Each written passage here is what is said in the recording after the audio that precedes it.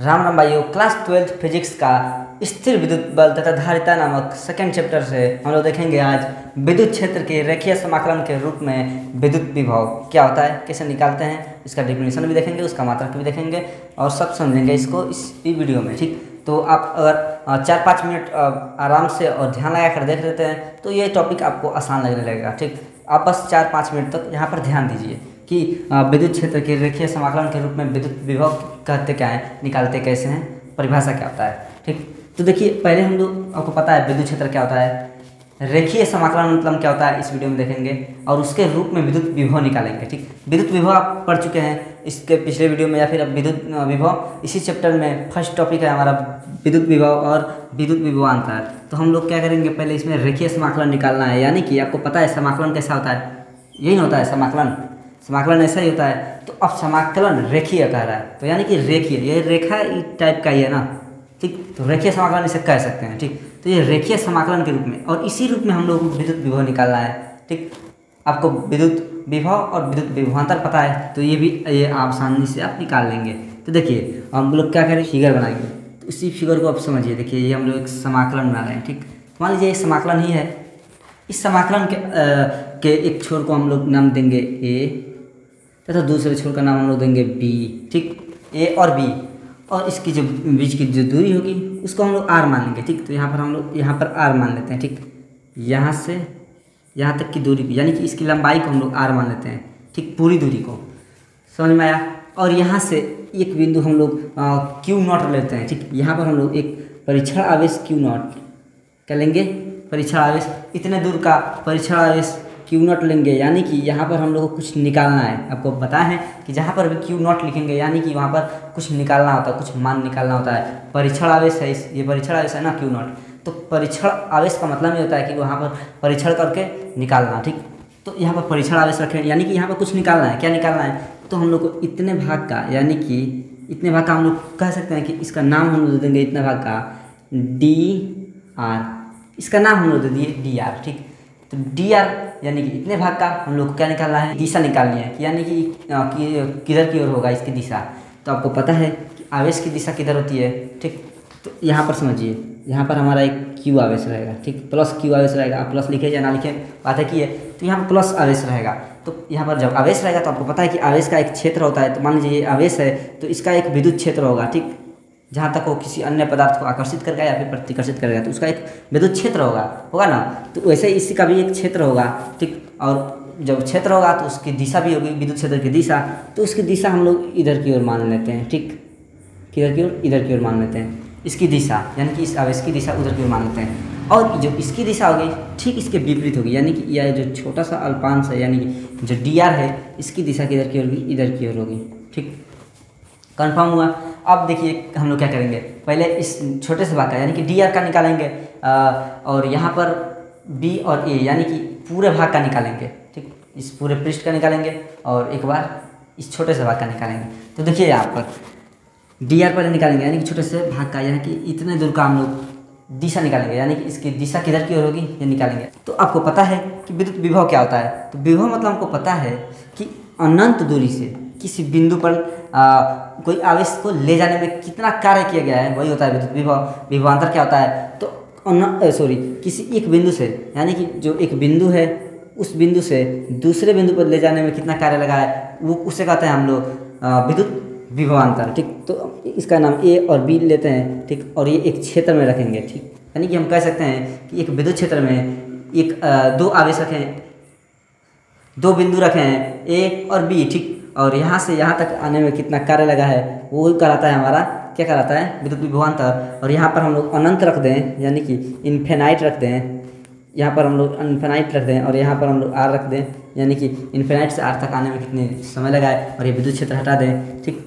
तो हमारा हो जाएगा विद्युत विभवांतर। ठीक, तो ये बात आपको समझ में आ गया, हो जाएगा विद्युत विभव। ठीक, तो ये बात आपको समझ में आ गया। देखिए यहाँ पर क्या है, क्यू है यानी कि आवेश है, तो इसकी विद्युत क्षेत्र की तीव्रता की दिशा इधर की ओर होगी ना, तो यहाँ पर हम लोग ई मान लीजिए इसकी दिशा है इधर की ओर। ठीक, ये फिगर आपको समझ में आ गया, ये डेरिवेशन भी आप बना लेंगे इसका आसानी से। तो हम लोग क्या करेंगे कि बिंदु ये क्यू नॉट है उसको डी आर तक विस्थापित करने में कितना बल लगेगा, यानी कि जितना कार्य लगेगा वो हम लोग ज्ञात करेंगे। तो यहाँ पर हम लिखेंगे कि डी आर को क्यू नॉट तक विस्थापित करने में लगा कार्य, ठीक, कार्य यानी कि W, ठीक। अब यहाँ पर हम लोग देख सकते हैं कि यहाँ पर डी आ रहा है यानी कि छोटा सा भाग है, इसलिए यहाँ पर डी लिख देंगे, ठीक। आपको पता है कि छोटे से के लिए डी लिखते हैं, तो डी डब्ल्यू बराबर क्या होगा, तो डी डब्ल्यू बराबर हमारा वही होगा, डब्ल्यू बराबर जो होता है वही, तो क्या बल गुणे विस्थापन गुणे विस्थापन, ठीक। तो आपको पता है कि बल के लिए क्या लिखते हैं, फोर्स लिखते हैं यानी कि एफ लिखते हैं, तो एफ और गुणे यहाँ पर विस्थापन के लिए क्या लिखेंगे, यानी कि कितना दूरी विस्थापन किया है, तो यानी कि डी आर विस्थापन किया, तो यहाँ पर हम लिख देंगे गुणे टी आर, ठीक। इसको हम लोग कोष्टक में लिख देते हैं क्योंकि माइनस में है। और क्या लिखेंगे, डी डब्ल्यू बराबर, यहाँ पर डी डब्ल्यू बराबर एफ का मान कितना होता है, तो आपको पता है कि एफ का मान होता है क्यू नॉट इंटू ई होता है, तो यहाँ पर एफ के जगह पर हम लोग क्या लिख देंगे, क्यू नॉट इंटू ई लिख देंगे, ठीक। कैसे लिखें पता है आपको, अब यहाँ पर डी आर है तो गुणे डी आर रहेगा, समझ में आया। अब ये हमारा किसके लिए निकला है, तो ये हमारा निकला है किसके लिए, छोटे से भाग का हम लोग क्या निकाल रहे हैं, कार्य निकाल रहे हैं, ठीक। इतने भाग का यानी कि डी आर का, तो हमारा इतना निकला है, ठीक, छोटे भाग। अब हम लोग क्या करेंगे कि यहाँ से यहाँ तक निकालेंगे, यानी कि ए से बी तक निकालेंगे, हम लोग कर सकते हैं कि पूरे समाकलन का निकालेंगे, ठीक, समाकलन रेखीय समाकलन का निकालेंगे। अब हम लोग इस क्यू नॉट आवेश को यहाँ से यहाँ तक विस्थापित होने में कितना कार्य लगेगा वो ज्ञात करेंगे, तो हम यहाँ पर लिख सकते हैं क्यू नॉट को बिंदु ए से बी तक विस्थापित होने में, या फिर कह सकते हैं कि बी से ए तक विस्थापित होने में, ए से बी तक विस्थापित होने में लगा कार्य,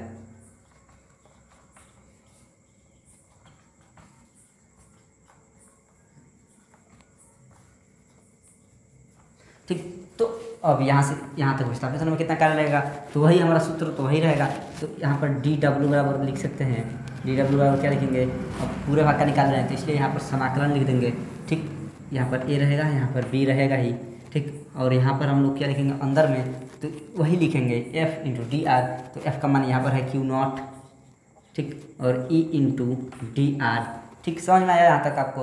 अब यहाँ पर क्या करेंगे कि समाकलन के बाहर ये जो डी डब्ल्यू है, तो आपको पता है सब समाकलन बाहर से निकालते हैं, तो यहाँ पर केवल डब्ल्यू हो जाएगा, और ये क्यू नॉट है ये जो बाहर हो जाएगा, तो क्यू नॉट, और यहाँ पर समाकलन, यहाँ पर ए रहेगा ही, यहाँ पर बी रहेगा ही, ठीक।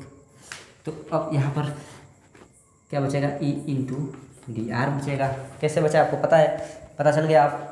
अब यहाँ पर हम लोग क्या लिखेंगे, आपको पता है कि ये क्या निकला है, तो ये हमारा पूरे भाग के लिए निकला है। अब हम लोग क्या करेंगे कि यहाँ पर विभवांतर निकालेंगे, यानी कि भी निकालेंगे, तो यहाँ पर भी क्या होगा, तो आपको पता है कि यहाँ पर ए और बी रहेगा, लेकिन आप ऐसे समझिए आसान भाषा में, तो भी बराबर यहाँ पर हम लोग लिखेंगे, भी बराबर लिखेंगे क्या, तो भी बराबर होता है क्या है कि डब्ल्यू बटा क्यू नॉट होता है, यही होता है ना। तो यहाँ पर डायरेक्ट लिख देते हैं भी बराबर डब्ल्यू हम का मान कितना दिया हुआ है, डब्ल्यू का मान है यहाँ पर हमारा निकला हुआ है कितना, क्यू नॉट, और ये मान निकला हुआ है, तो यही लिख देंगे क्यू नॉट, और समाकलन में ई इंटू डी आर ये निकला है हमारा, बटा हमारा ये डब्ल्यू का मान हम लोगों ने लिख दिया। अब क्यू नॉट का मान लिखेंगे तो क्यू नॉट का मान कुछ नहीं दिया, तो क्यू नॉट ही रहेगा, ठीक। तो आपको समझ में आया कैसे है। अब देखिए यहाँ पर कटने वाली क्या चीज़ें हैं, तो क्यू नॉट से हम लोग क्यू नॉट को काट देते हैं, तो जब बचेगा उसको लिख देते हैं, तो भी बराबर यहाँ पर हम लिखेंगे ई इंटू टी आर। तो ये किसके लिए निकला है, ये हमारे पूरे भाग के लिए निकला है। कितने भाग के लिए, पूरे भाग के लिए। इतना में हम लोग अपने बोर्ड एग्जाम में लिख देंगे, ये क्वेश्चन आएगा तो इतना लिख देंगे तो हमारा चलेगा। यहाँ तक नहीं लिखेंगे, आप यहाँ तक भी लिख देंगे तो आपको पूरा नंबर मिल जाएगा, ठीक।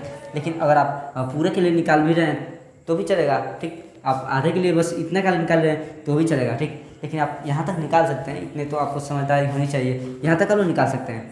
अब ये हमारा पूरे के लिए निकला है, और विभवांतर निकला है, और यदि हम विभव निकालें यानी कि भी निकालें तो भी के लिए भी हमारा यही मान निकलेगा। लेकिन आपको पता है कि भी में अनंत होता है, यानी कि जब विभव निकालते हैं तो उसमें अनंत दूरी होता है। तो यानी कि यहाँ पर ए और बी है, उसके जगह हम लोग क्या लिख देंगे, अनंत से आर दूरी तक, ठीक, चाहे अनंत से ए दूरी तक, तो हम लोग यहाँ पर अनंत से आर दूरी तक, ठीक। और यहाँ पर अंदर में वही रहेगा इंटू डी आर, ठीक। ये अनंत के लिए है, यानी कि विभव जब रहेगा तब, तो इसकी आपकी ज़रूरत नहीं, आपको इससे ज़रूरत है, ठीक। वो आएगा तो आप वो भी लिख सकते हैं, और ये रहेगा ये भी लिख सकते हैं, ठीक। तो आप तो ध्यान दीजिए, ये जो हमारा अंदर में मान जो निकला है ये हमारा माइनस में रहेगा, ठीक। कैसे रहेगा, देखिए यहाँ पर हम लोग इसको जब काटे हैं तो यहाँ पर लगाए हैं तो हमारा ये माइनस में हो जाएगा। तो उम्मीद करते हैं आपको समझ में आया होगा। और यदि अभी भी इसमें कहीं पर भी आपको अभी भी डाउट है तो आप हमें कमेंट करें, आपको तुरंत रिप्लाई देंगे। और यदि आपको क्लास 12th फिजिक्स का सभी चैप्टर का नंबर वाइज वीडियो चाहिए तो हमारे चैनल पर वीडियो बनाकर अपलोड किया जाता है, आप वहाँ पर जाकर लाइन बाय लाइन वीडियोज़ देख सकते हैं।